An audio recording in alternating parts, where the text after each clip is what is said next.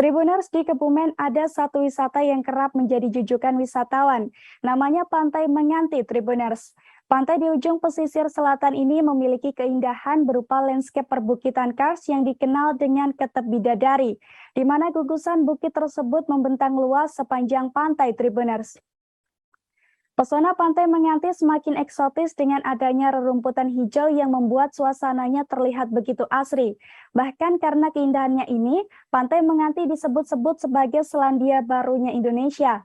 Selain itu, Pantai Menganti juga terkenal dengan kebersihan air lautnya yang masih jernih, Tribuners.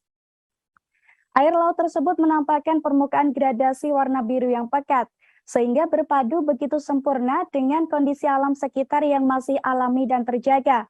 Terlebih saat pagi dan sore hari, Tribuners. Pantai Menganti banyak diburu wisatawan karena digadang-gadang sebagai spot sunrise dan sunset terbaik di Kebumen. Pantai Menganti bahkan juga memiliki fasilitas dan beragam spot foto menarik. Jika penasaran dengan keindahan tempat ini, Tribuners bisa datang ke Desa Karangduwur, Ayah, Kebumen, Jawa Tengah. Untuk masuk wisata ini, Anda hanya perlu membayar biaya sebesar Rp10.000 saja, Tribuners.